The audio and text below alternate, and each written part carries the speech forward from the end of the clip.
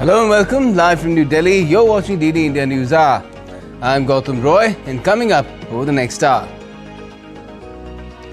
Donald Trump spends his second term's first full day in the Oval Office, declares a border emergency and says he'll impose 25% tariff on Canada and Mexico starting the 1st of February.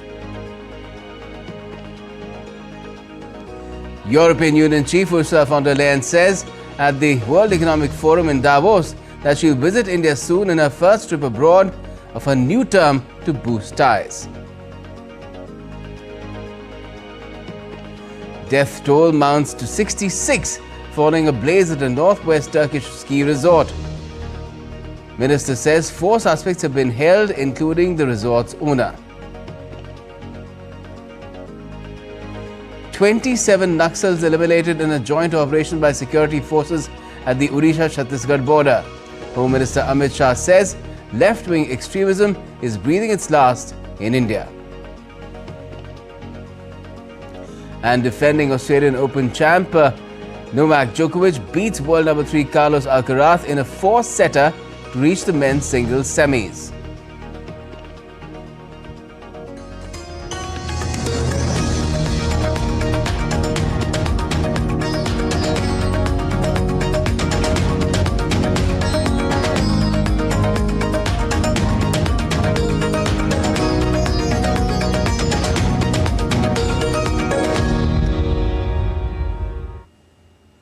First up, Donald Trump is back in the White House, officially sworn in on Monday as the 47th President of the United States.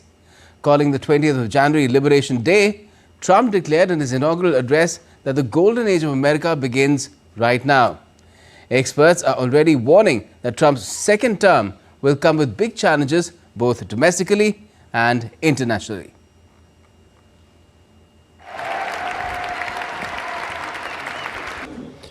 The golden age of America begins right now. From this day forward, our country will flourish and be respected again all over the world. We will be the envy of every nation, and we will not allow ourselves to be taken advantage of any longer. Donald Trump's return to the White House marks one of the most remarkable comebacks in modern political history. Recounting his assassination attempt last year during a rally in Pennsylvania, Trump declared that he was saved by God to make America great again.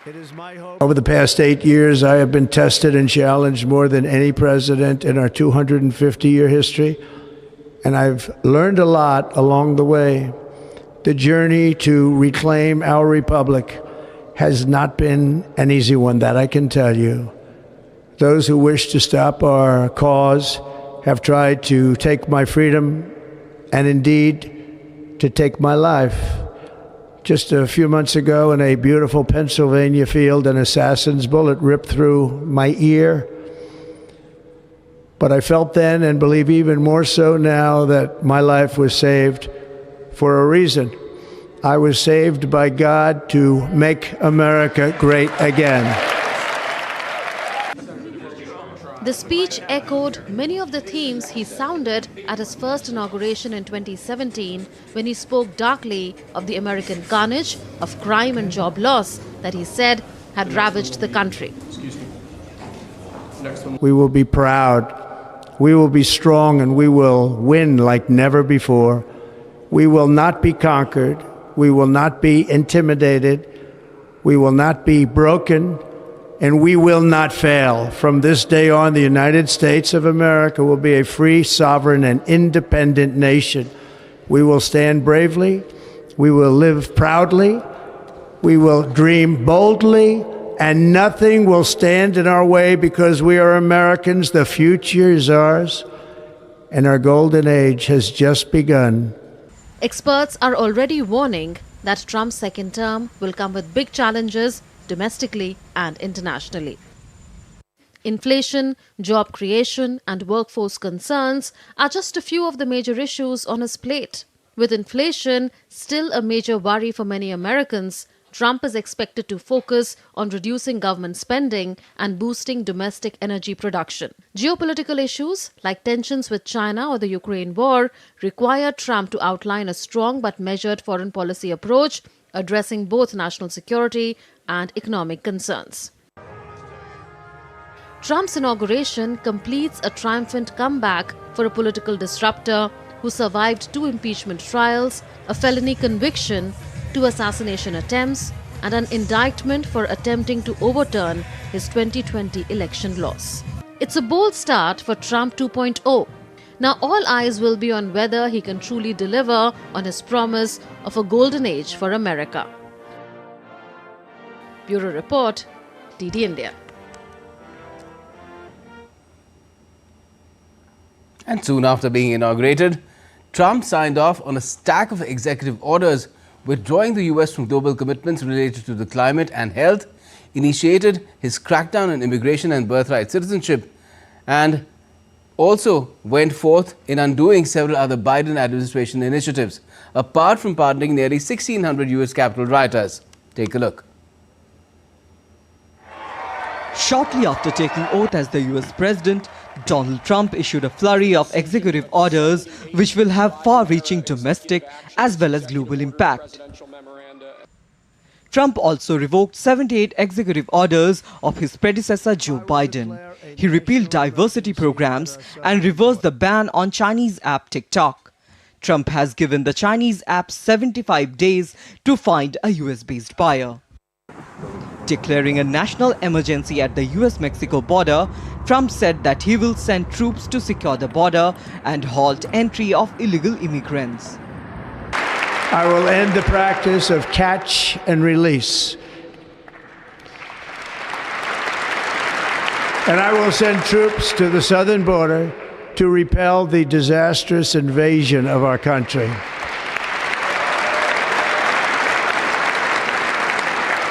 Under the orders I signed today, we will also be designating the cartels as foreign terrorist organizations. Trump ended birthright citizenship. For a child born in the United States to gain citizenship, at least one parent must be a US citizen or a permanent resident. Civil rights groups have already filed lawsuits against the move, saying that birthright citizenship is enshrined in the US Constitution. Trump withdrew the United States from the World Health Organization. US has been the UN Health Agency's largest donor. The World Health Organization regrets the announcement that the United States of America intends to withdraw from the organization. China has reiterated its commitment to the WHO after the US withdrawal. The role of the WHO should only be strengthened, not weakened. China will, as always, support the WHO in fulfilling its responsibilities and work towards building a shared community of health for humanity. As he pushed for domestic oil drilling, Trump pulled the US out of the 2015 Paris Climate Agreement. On the trade front, he said he may impose 25% tariffs on imports from Canada, Mexico and China starting February 1st. Despite ending flat, Chinese market heaved a sigh of relief as Trump fell short of imposing tariffs immediately. In a move likely to spark a diplomatic confrontation with Panama, Trump has vowed to seize Panama Canal, through which 40% of US container traffic travels. Trump also granted pardons to 1,500 people who were convicted or charged in connection with the storming of US Capitol on January 6, 2021.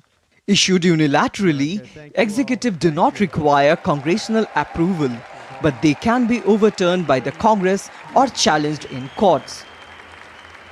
Bureau Report, DD India.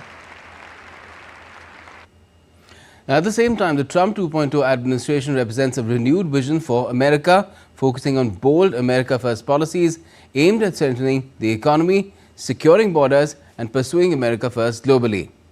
People of Indian origin also hold key positions in the new Trump team, signaling India's growing influence in global affairs. Syed Afzal Hassan reports. The Trump 2.0 cabinet represents a revitalized vision for America. The cabinet is designed to build upon the successes of the previous administration while addressing the evolving challenges facing the nation. This cabinet will prioritize bold America First policies that aim to strengthen the economy, secure the borders, restore law and order, and promote American values on the world stage. People of Indian origin have secured important positions in the Trump administration, underscoring India's growing influence on the global stage. Notably, India's Foreign Minister Dr. S. Jaishankar was seen sitting in the front row during the Trump ceremony, signaling the strengthening ties between the United States and India. This inclusion highlights the increasing prominence of Indian professionals in international diplomacy and politics, further solidifying India's strategic role in shaping global affairs. He's an Indian-American entrepreneur who has held key roles in major tech giants. Krishnan was born in Chennai and moved to the United States after completing his graduation in India. Kash Patel, Director, FBI. Kash Patel nominated to head the FBI. Kash Patel embodies the traits Trump values most: loyalty, precision, and strategic thinking.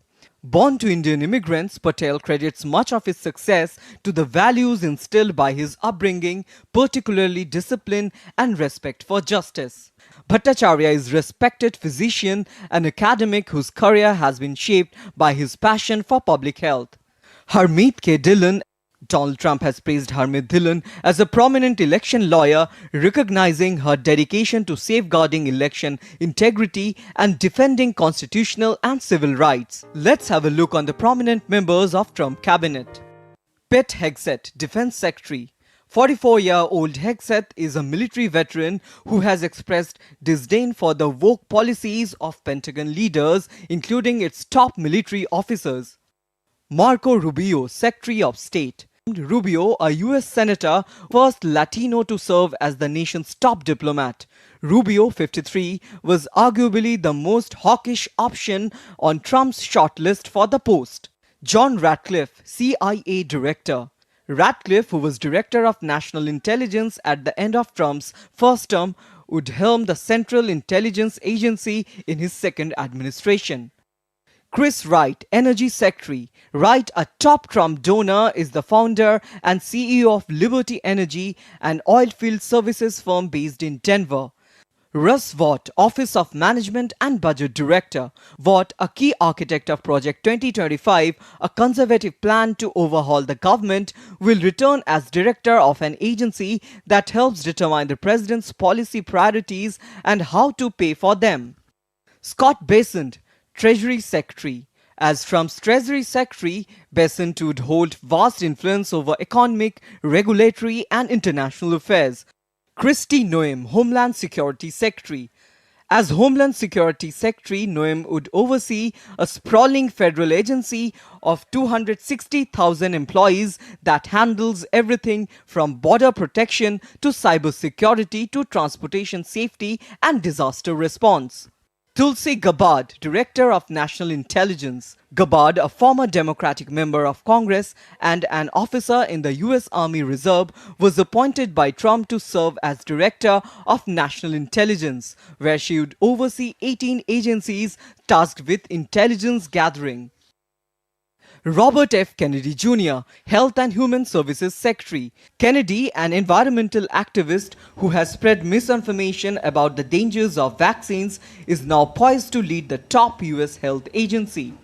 Elon Musk, Heads of Department of Government Efficiency. Outspoken tech billionaire Musk has been charged with leading a newly created Department of Government Efficiency, a reward for his staunch support during the campaign. For DD India. Also in Washington, D.C., the foreign ministers of the Quad countries are set to meet on Wednesday. India's External Affairs Minister Dr. S. Jaishankar will participate in that meeting. Now, what exactly is the Quad and what are its functions? Let's take a look. Well, the Quad is a diplomatic partnership between Australia, India, Japan and the United States, committed to supporting an open, stable and prosperous Indo-Pacific that is inclusive and resilient. Quad countries are home to 24% of the world's population and represent 35% of the world's GDP. The grouping was formed after the 2004 Indian Ocean tsunami for humanitarian aid And this year, India will host the Quad Leaders Summit. Quad nations focus on cooperation and stability in the Indo-Pacific. Quad also strengthens maritime security and domain awareness. It also tackles pandemics with ambitious global health projects, and it drives high-standard physical and digital infrastructure. And still to come on DD India NewsHour. Israeli military chief Major General Herzi Halevi resigns over the 7th of October intelligence failure, and there are other resignations taking place in the military as well. South Korea's suspended President Yoon Suk Yeol is moved to a military hospital in Seoul and then back to detention. And Berlin Film Festival organizers unveil 2025 competition lineup.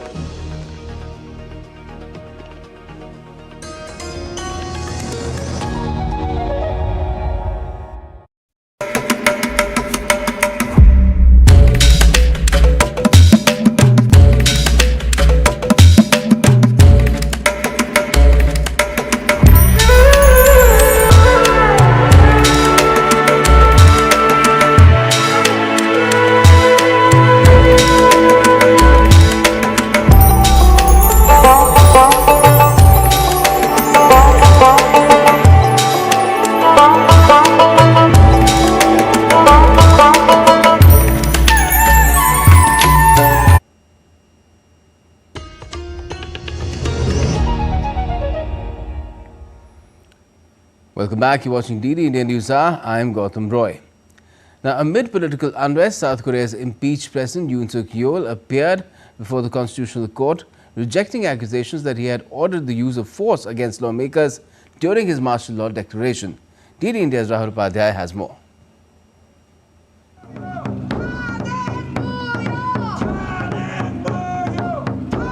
After a month-long political crisis in South Korea, impeached President Yoon Suk Yeol for the first time appeared for an argument in his impeachment trial at Constitutional Court on Tuesday.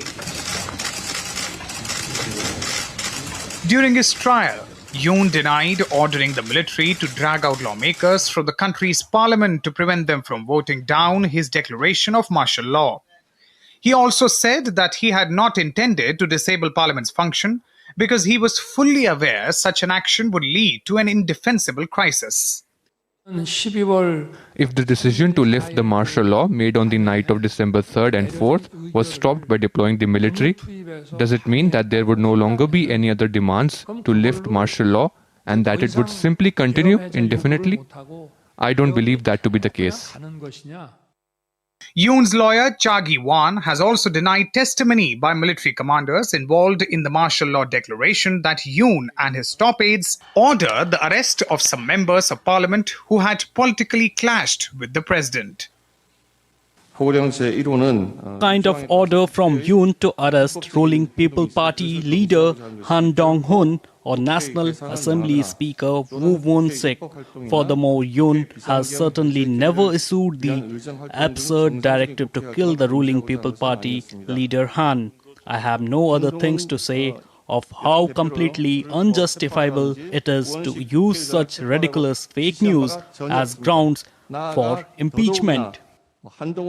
South Korea was plunged into political chaos by Yoon's December 3 martial law declaration, which lasted just 6 hours before lawmakers voted it down. Lawmakers later impeached Yoon, stripping him of his duties. Earlier on January 15, Yoon became the first sitting South Korean president who got arrested. Rahul Upadhyay's report for DD India. And after attending the Constitutional Court hearing for his impeachment trial, the impeached president was moved to a military hospital for treatment before returning to Seoul Detention Center on Tuesday. Police officers and motorcycles were seen outside the military hospital where Yoon was treated. Yoon has been incarcerated since last week after a dramatic detention which was preceded by a standoff between his security detail and investigators. His detention is under a separate criminal probe on charges of leading an insurrection with his attempt to impose martial law in early December. Now, the Gaza ceasefire deal between Israel and Hamas entered its third day on Tuesday, with the Hamas saying it will next release 4 Israeli hostages on Saturday. The day also saw the Israeli military launching an operation in the occupied West Bank's Jenin. And the same day, Israel's military chief, Major General Herzi Halevi, resigned, taking responsibility for the massive failure in preventing the 7th of October attacks, and some more military force resignations have followed. More in this report. The skies above Gaza and Israel were silent for the first time in more than a year. On Tuesday, Israeli security forces began an operation in the volatile West Bank city of Jenin. Prime Minister Netanyahu said that the operation aims to eradicate terrorism. Prior to Israeli action, Palestinian forces had been conducting operation to reassert control over the city. The Israel-Hamas ceasefire deal entered its third day, and PM Netanyahu vowed that Gaza would never again pose a threat to Israel. I believe that working together again, we will raise the U.S.-Israel alliance to even greater heights. I look forward to working with you to return the remaining hostages, to destroy Hamas's military capabilities and end its political rule in Gaza, and to ensure that Gaza never again poses a threat to Israel. While newly inaugurated US President Donald Trump said that he doubts the fragile deal would hold. I'm not confident. That's not our war, it's their war, but I'm not confident. But I think they're very weakened on the other side. Gaza, boy, I looked at a picture of Gaza. Gaza is like a massive demolition site. That place it's really got to be rebuilt in a different way.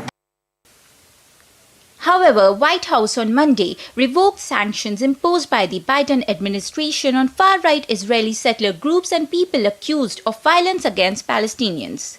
After 15 months of conflict, the Israel-Hamas ceasefire deal took place on Sunday. But Gazans who cheered in celebration found their happiness overshadowed by a harsh reality when they returned to find their homes lying in ruins. According to a report, millions of people have been displaced and billions of dollars will be needed to rebuild Gaza. A UN damage assessment report said that clearing over 50 million tons of debris could take 21 years and cost up to $1.2 billion. And a last year report said that rebuilding Gaza's shattered homes could take at least until 2040. Meanwhile, residents in Jerusalem have welcomed the ceasefire deal and hope for the safe return of more hostages. We hope that every hostage comes home alive. We hope the people that are civilians on both sides are safe. And we hope for an end to the resolution very soon. The entire nation is really feeling so excited that finally more people are coming home. And it's a moment that we've been all waiting for. Jews across the world have been waiting for this moment for more people to be coming home. And hopefully that all of the hostages are going to be coming home soon.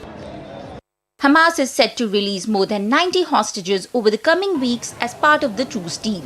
During the first 42-day phase of the Israel-Hamas ceasefire that began on Sunday, a total of 33 hostages are to be returned from Gaza in exchange for around 1,900 Palestinians imprisoned by the Israeli government. Bureau Report, DD India. Now, European Commission President Ursula von der Leyen has announced on Tuesday that the first visit of her second term will be to India to upgrade the strategic partnership with the world's largest democracy. She announced the visit while addressing the World Economic Forum in Davos, in Switzerland, outlining the EU's efforts to forge new trade partnerships around the world and to diversify supply chains. Von der Leyen is set to visit New Delhi at a time when the European Union has stepped up efforts to finalize a long-delayed free trade agreement with India.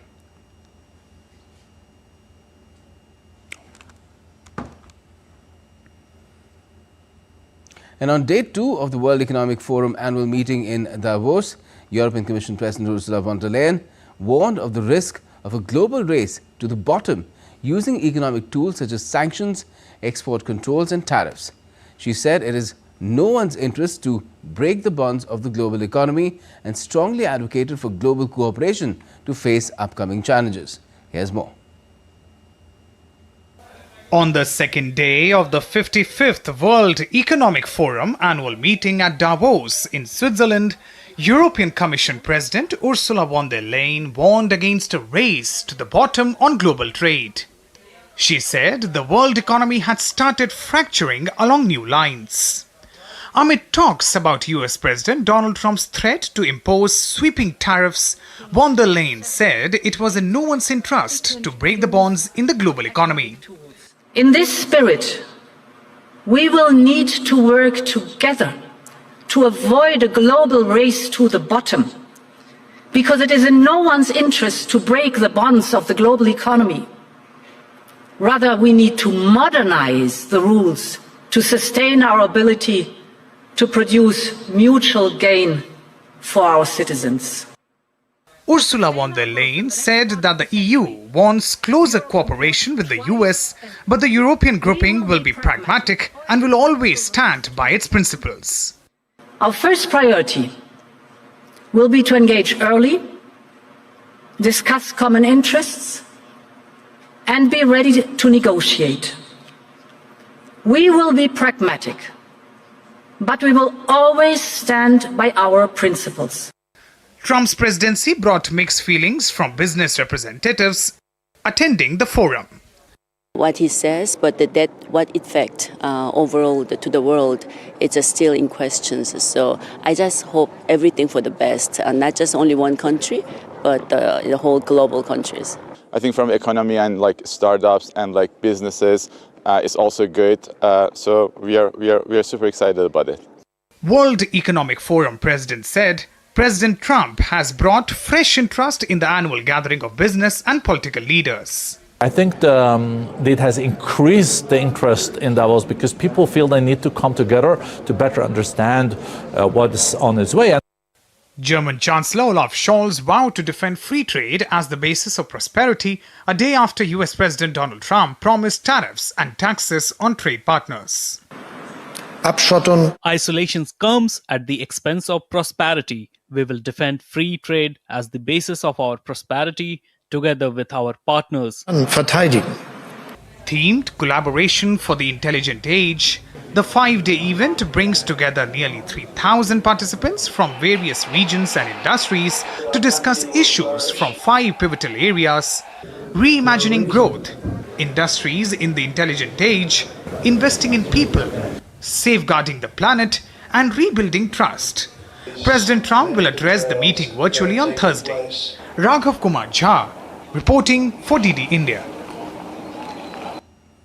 Also at the WEF 2025, Indian Ministers Chirag Paswan and Jayant Chaudhary, along with the Telangana Chief Minister Revanth Reddy, inaugurated the India Pavilion in Davos. The pavilion, which showcases India's economic potential, features various Indian states, each seeking investment opportunities and fostering international collaborations.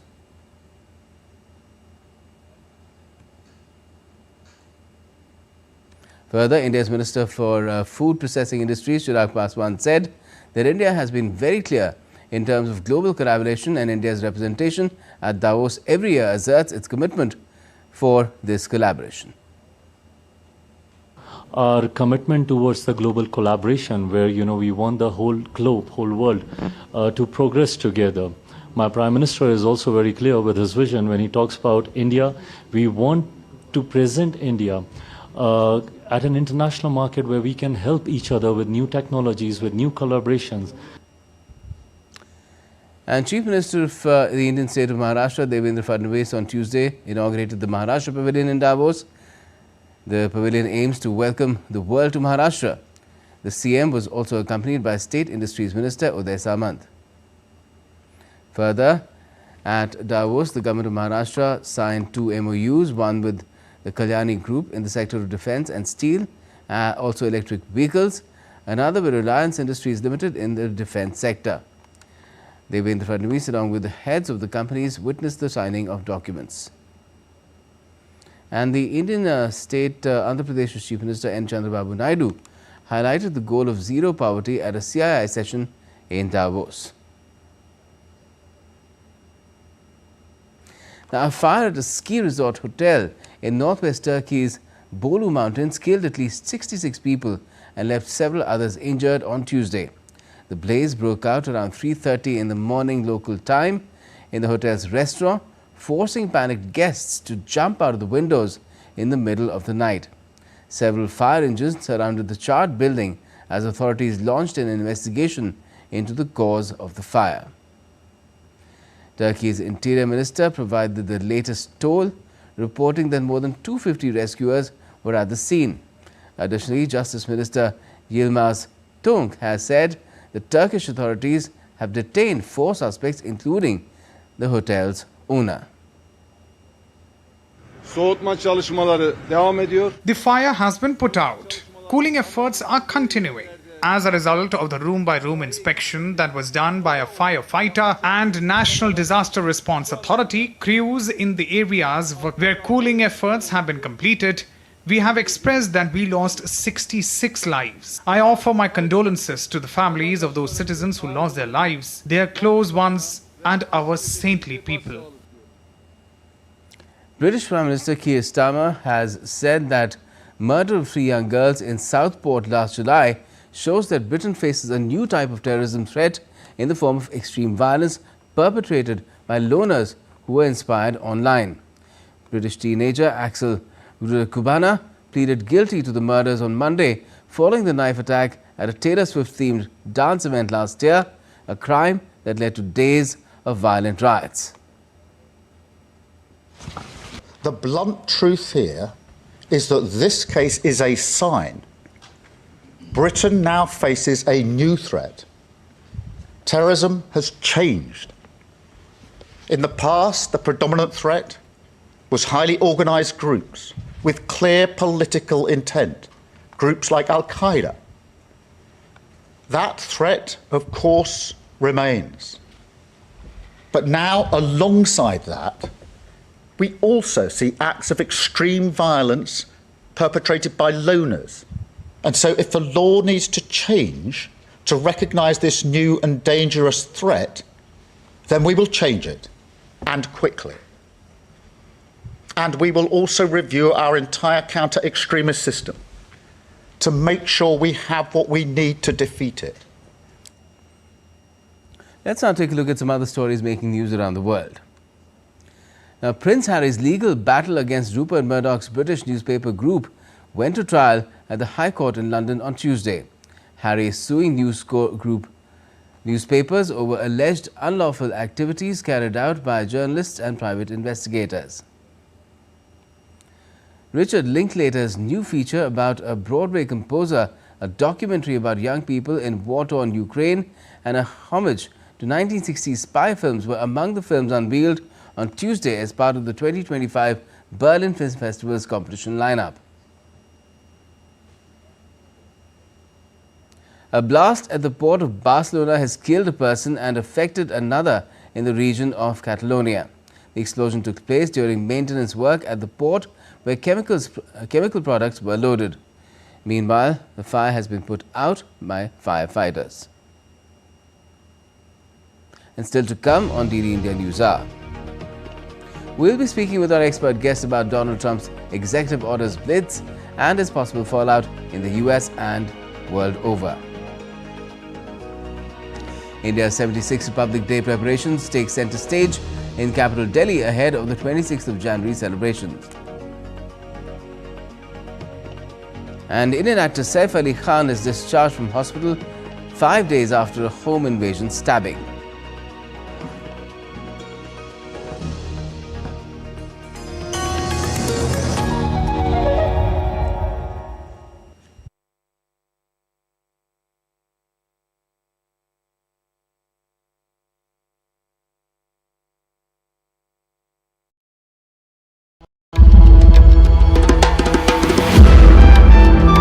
Timeless, boundless, and infinite. The essence of faith, the soul of Sanatan culture.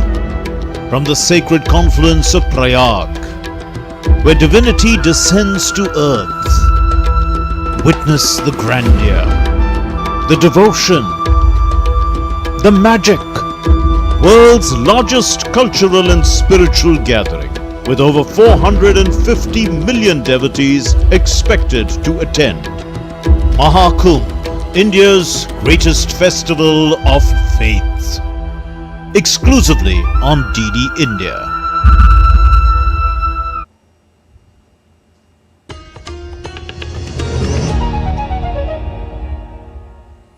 Welcome back. You're watching DD India NewsHour. I'm Gautam Roy. And let's take you back to our top story, which is all about Donald Trump and his barrage of executive orders, which could not only reorder American domestic economy and politics, but also have profound global impact. To talk about it, we have with us former senior diplomat Ambassador S.R. Thayil. Good evening to you, Ambassador Thayil. Now, what would you say to those who had hoped that Trump's bark would prove to be, worse than his bite, but now that he has bitten, can he chew it? I would say that there is some consistency in what President as a candidate had been saying all through his campaign and the kind of orders which have been issued immediately after his inaugural. In fact, some of those executive orders are a continuation of Trump 01 in the sense that in his first term, President Trump in 2020 had taken US out of WHO, which takes 1 year to go out. So, but it was reversed by President Biden. Then Paris Accord, Climate Accord, President Trump had walked out of that in his first term also. And then this time on illegal immigration, he has taken very swift action. Last time his proposal was to build a wall, and it took a lot of time and only a portion could be built. But now he's coming out with a new strategy of putting American troops there and declaring emergency and all of that. Some of his ideas are new, that to take drug cartels and declare them as terrorists. So there is a lot of content. If yesterday his inaugural speech, one hears carefully, of course, he spoke a lot against the previous administration, but if we set that aside, and the only concrete thing which he mentioned was about Panama Canal. He did not mention Canada or Greenland or very quick tariffs. And if there is decisions are taken after due deliberation, due consultation, and then that the world can deal with them. I'm sure our External Affairs Minister is there, and he is having one-on-one with Secretary of State Rubio. And tomorrow the Quad meeting is there. So that is diplomacy, normal interaction between, let us say, India and US. So executive orders have been issued. They are all expected lines, but and it's some kind of continuation of what was done in the first term of President Trump, which was reversed by President Biden. So that is being restored. And now he has some new strategies. President Trump in his second term has some new strategies, but the objectives remain the same: against illegal immigration and high tariff, using tariffs as a weapon. The new element which has come is about, well, some people call it expansionism. That comments about Greenland, comments about Canada, Gulf of Mexico. Well, if it is called Gulf of America, even then the under UN Conference Law of the Sea, the EEZ, etc., 200 kilometers, that will not change. So what is the objective there? So one has to wait and watch, but of course it will shake up the world and international relations, because America is entering a phase of course, make America great again. But along with that, America first. And there is little to show in his speech that the caring America will be there for the world, because being the richest country, there is some expectation on part of the world that America's policies will care for those who do not have as much as riches and prosperity as the Americans have. But one part of his statement, that he will not have new wars and he will avoid wars, and that has promise. That means that on Russia-Ukraine, one can think or expect some movement, because that blanket and blind and total support of NATO and US to President Zelensky and Ukraine was a never-ending war and some kind of compromise. And in the confirmation speeches, the Secretary of State has said that both sides have to make some concessions, both Yes. sides, and that is the way, if you have to have a compromise. So he would not like an endless war. And we must remember that this is the President Trump who walked out of Afghanistan. When he realized that it is an unwinnable war, he had that agreement in Doha to take the American troops out of Afghanistan, and which was followed by President Biden. So he can, as a businessman, as a transactional leader, he can assess that perhaps the Russia-Ukraine war, there is no way Ukraine can win.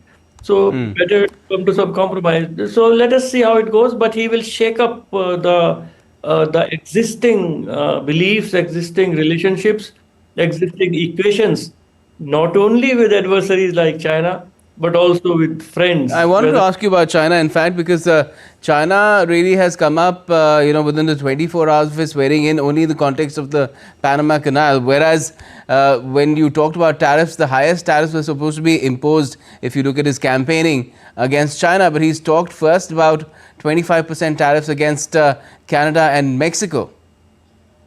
I think with China, there is something going on, some negotiations are going on. President Trump and President Xi Jinping had a telephone call just 3 days back, and their vice president is, Chinese vice president is in Washington. He will have talks with the vice president of USA. So TikTok has, earlier President Trump himself had advocated a ban, and when the ban has taken place, which has been endorsed by the Supreme Court with full unanimous decision of the US Supreme Court, and President Trump has extended or postponed the ban by 75 days. So there is some negotiation, some deal going on with China. It is very, very clear. And what exactly are the asks of President Trump? Only time will tell. But no announcement has come about more tariffs on China. Earlier also, President Trump had imposed tariffs on China, I think about 20%, that was continued by President Biden. So this is all negotiations, and well, if there are negotiations, then that is normal diplomacy, I would say. But he can change his position, he can change his views, and he is very flexible and transactional. So one has to expect that President Trump is unpredictable, and he can change his policies as the time requires or as his own interests. Certainly, TikTok is the latest example. He initiated the process to get TikTok banned in the US, and now he's saying that he's giving TikTok a reprieve because he thinks that TikTok partially or as a majority stake in the US, at least its US arm should be owned by an American company or an American individual.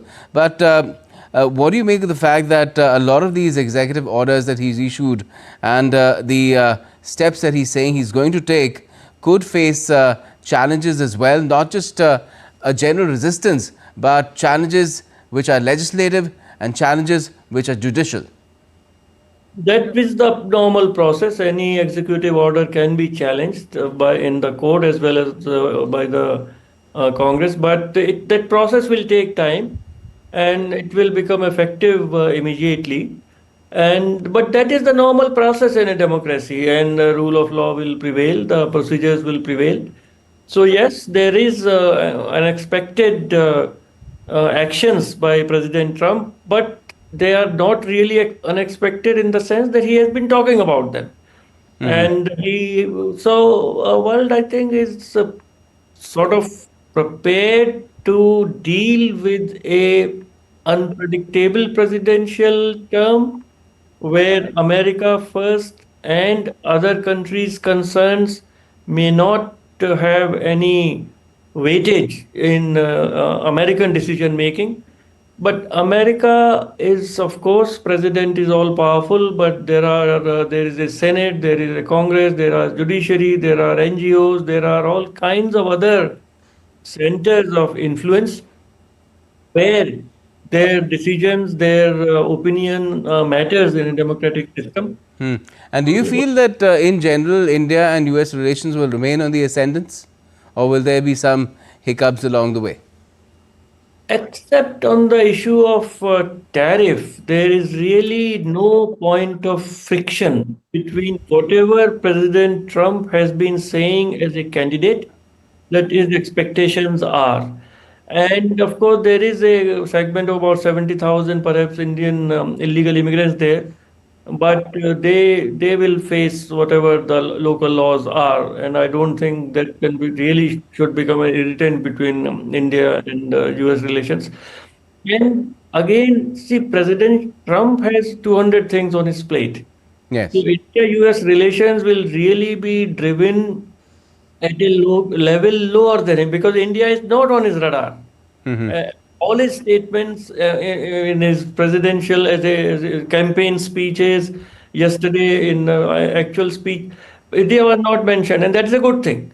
So there is nothing that is really troubling him or on his mind as far as India is concerned, and I would say that's a good thing, because the normal India-US relations are going very steadily. There is a clear direction on which they are moving. All the agencies on American side, India side are working together. There are about 40, 50 working groups between India and US which work normally, and so their work will continue. And the part of this meeting tomorrow, so the geostrategic direction also remains the same. Certainly, and we'll hear perhaps more on whether we'll have a Trump visit to India as well, because India is expected to host the Quad Summit this time around as well, and whether there will be more on that. It could be a state visit or not. All that remains to be seen. Perhaps we'll hear more about it as we go along. But we should not be in a hurry. I think let the president settle down, let his system settle down. We should wait and then see. Perhaps sometime around April. That's right. All right, sir. Thank you, Ambassador Tahir, for joining us and talking about it. Thank you. Okay, more news from back home, where at least 27 Naxalites have been neutralized in a joint operation by security personnel along the border of Odisha and Chhattisgarh states. The operation involved the Central Reserve Police Force, Special Operation Group Odisha, and the Chhattisgarh Police. A top Naxal commander, Charapati, who was carrying a bounty of 10 million Indian rupees, was also neutralized in the operation. Calling the operation a major success, Home Minister Amit Shah said that Naxalism is breathing its last today.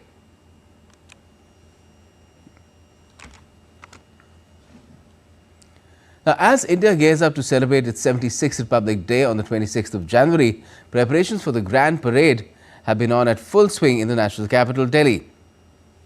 From the disciplined march of soldiers to cutting-edge military equipment, the parade promises to showcase the strength, diversity and resilience of our great nation. Let's take a closer look at what's in store in this report.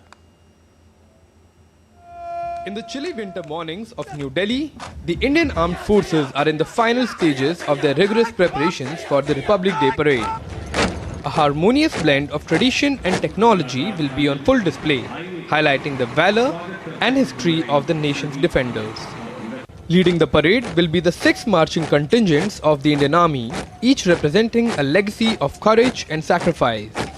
The contingents include the Brigade of Guards, the Mahar Regiment, the Jat Regiment, the Garhwal Rifles, the Jammu and Kashmir Rifles, and the Corps of Signals. Accompanying these contingents is the Army Band, whose powerful patriotic tunes will echo through the venue, inspiring pride in every heart. Adding a touch of heritage is the Mounted Cavalry of the 61st Cavalry Regiment, the world's last operational horse-mounted unit. This year's parade will also highlight the operational prowess of the Indian Armed Forces, featuring equipments including the T-90 Bhishma tank, mechanized infantry with ICV BMP-2, Sarath and Names, showcasing mobility and firepower, quick reaction fighting vehicles ensuring rapid deployment capabilities, the Pinaka multiple launch rocket system famed for precision and impact, the battlefield engineering marvel, the short span bridging system, surveillance systems like Sanjay for real-time awareness.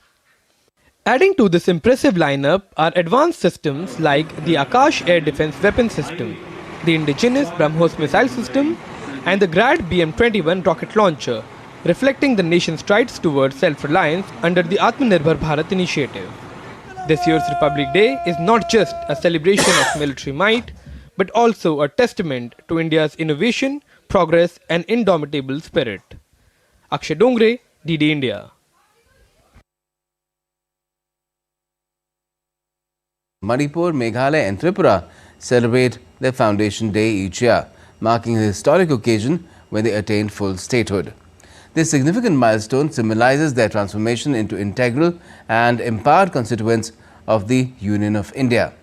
Extending her warm wishes on the statehood day, India's President Draupadi Murmu conveyed her greetings to the people of Meghalaya, Tripura and Manipur.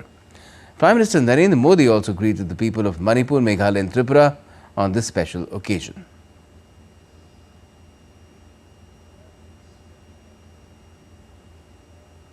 And now, all the latest from the Mahakumbh, which is the largest gathering of humans on planet Earth.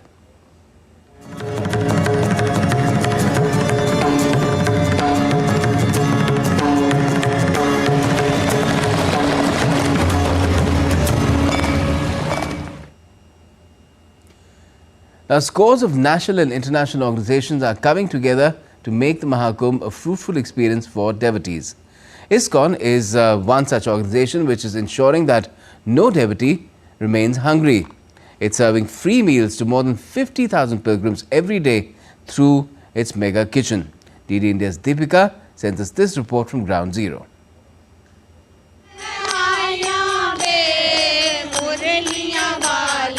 Crores of devotees are walking in every day to Triveni Sangam for taking the holy dip.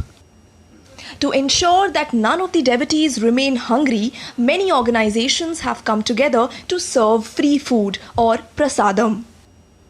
One of the organizations is ISKCON, who has set up a mega kitchen to serve more than 50,000 devotees every day. We are here at Prayagraj, where the biggest and the oldest congregation of devotees is taking place in the form of Mahakumbh 2025, where crore of devotees are coming in each day.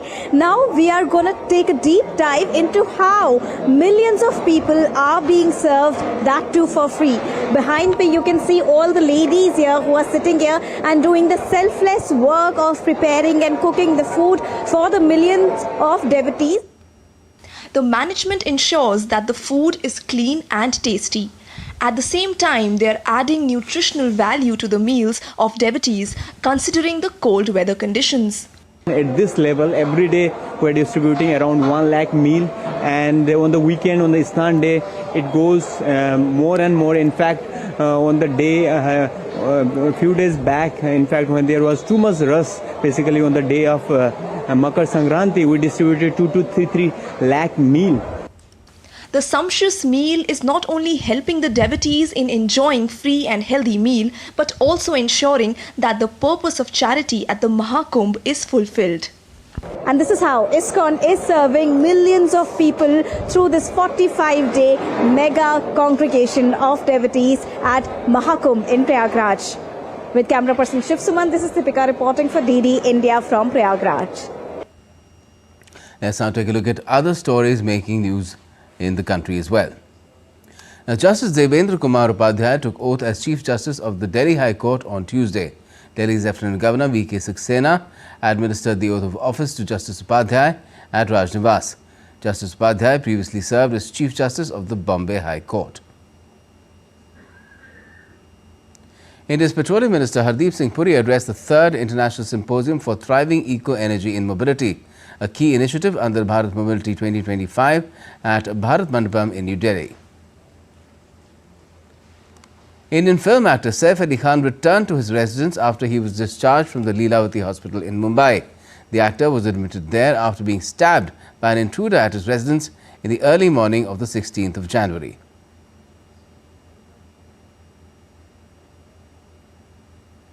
And it's time now to get to some sporting updates as well. After a short break. Now, we're not taking a break at this point. I'll just get you the sporting updates as well. World number 7 Novak Djokovic outlasted Carlos Alcaraz in a blockbuster clash on Tuesday to stay on track for an 11th Australian Open title. The 37-year-old Serb, who's chasing a record 25th Grand Slam crown, beat the Spaniard 4-6, 6-4, 6-3 and 6-4 despite having trouble in his left thigh. With this win, Djokovic has advanced to the semi-finals, where he'll face German tennis star Alexander Zverev. Earlier in the day, Zverev defeated Tommy Paul to reach his third Australian Open semi-final in 5 years.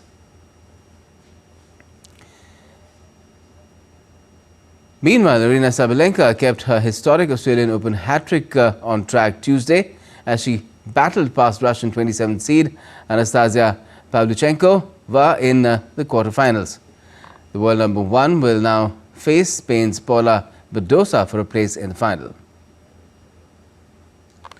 Team India, led by Suryakumar Yadav, will be taking on England in a 5-match T20I series beginning on Wednesday at the Eden Gardens in Kolkata. Reigning T20 world champions, India have been in terrific form in limited overs cricket. The men in blue have remained unbeaten in bilateral series since their triumph in Barbados. India's squad is further strengthened by the return of pacer Mohammad Shami. As for England, they will be entering the series fresh off a commanding 3-1 victory over West Indies. Earlier in the day, England announced their playing 11 for the first T20I. Joss Butler is set to lead the side, while Harry Brook has been named as vice captain. And that's all we have for this edition of DD India News Hour. But let us know your thoughts on the news of the day.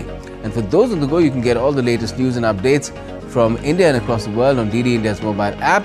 It's available on both Android and iOS platforms. You can scan the QR code on the screen and download the app right away.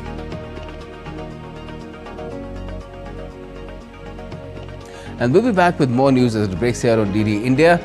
I'm Gautam Roy, and from all of us here in Delhi, thanks for watching DD India News Hour.